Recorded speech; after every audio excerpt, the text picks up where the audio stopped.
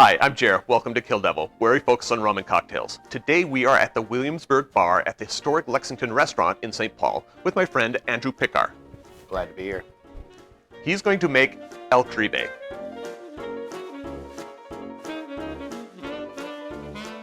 So Andrew, how do we make this drink? Fantastic. I'll tell you about how we're going to make this wonderful drink for you with the spice rum that we talked about earlier. We're going to put a 1.5 ounce of the Zaya rum into the cocktail shaker. Then we're going to be adding an ounce of everything else I'm going to talk about. First, we're going to do the falernum that we're adding to it. That's going to be an ounce put into your shaker. We're going to do an ounce of the fresh pineapple juice we're adding to the cocktail shaker, and then an ounce of the lime. Once we put that in the shaker, we're going to give a nice little shake, and then we're going to put it into a chilled coupe glass and dehydrated lime on top. That's going to be your cocktail that we're going to create for you. Starting with our shaker, we're going to put it right down here. We have our jigger for you. The jigger we're going to be doing, once again, a 1.5 ounces. Measure that out.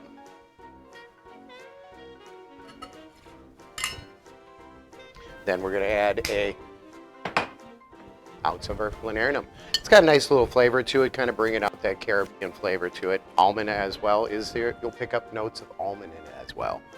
That's going to be an ounce that we're adding to our cocktail shaker.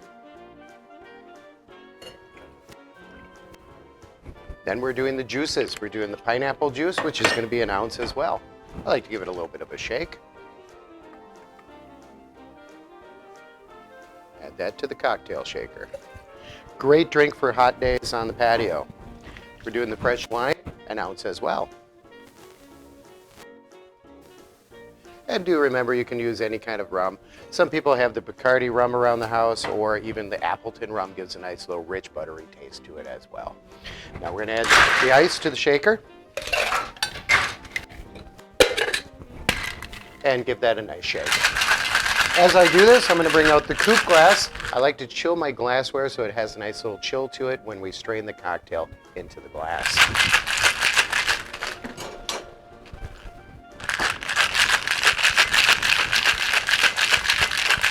Good hearty shake to it. You can see it's getting nice and frosted. Right off. Strain into your coupe glass. Now the garnishes, not only is the presentation of the drink spirits, but I also like to have a presentation of the garnish as well. With this particular garnish at the Lexington, we like to dehydrate our limes. So we're going to put a dehydrated lime on top, finishing the cocktail for you, and there you have our Caribe. Enjoy.